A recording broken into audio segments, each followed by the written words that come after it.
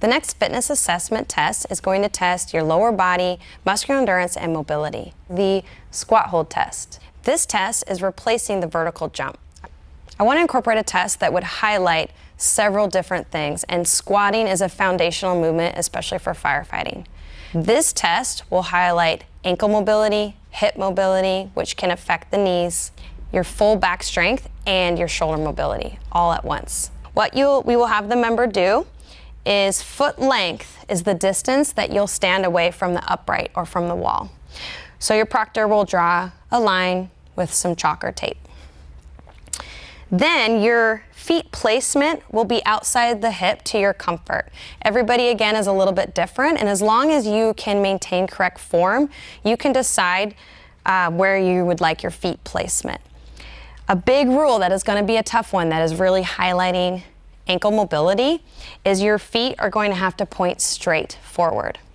So in a squat, you can turn your feet out a little bit to help open up the hip, but we want to highlight ankle mobility in this test. So the toes will have to point straight forward, the feet can't turn out. We want the weight in your heel and the outside of the foot. So to protect the standard of this test, we will have you take your shoes off. Next is to measure where you'll hold the dowel, and it is the same standard as the prone hold. So a good way to measure is right at the hip bone. Another way is we'll just have you bring the knee to 90 degree. You reach out where you can keep those arms straight. And then you maintain holding at that distance, and you're going to go overhead. The goal is similar to the prone hold, where you're going to keep your elbows locked out and your arms straight, and you're trying to keep your arms in line with your ears. Now you're going to see, even myself, this is a tough test. It does have a 2-minute cutoff, but even being able to hold 1 minute in this test is awesome. So it's just something you have to work on, and you'll see there's going to be a lot of things that can affect this test. Poor ankle mobility, poor hip mobility, poor shoulder mobility. So it's just something to work on and improve on over time. And this will really help you improve your squat form and prevent injury. So I'm going to do the distance from the end there, place my feet, arms overhead, and we'll have you slowly go down.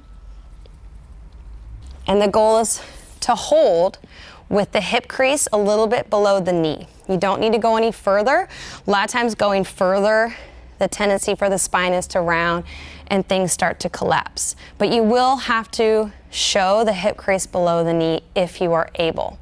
If you're starting to practice to work on this test, if you have a dowel, great. You can even just practice it with your arms straight. You can even just focus on just the lower body first and use like an upright or something sturdy and just work on holding where you can with the toes point forward, the knees in line with the toe.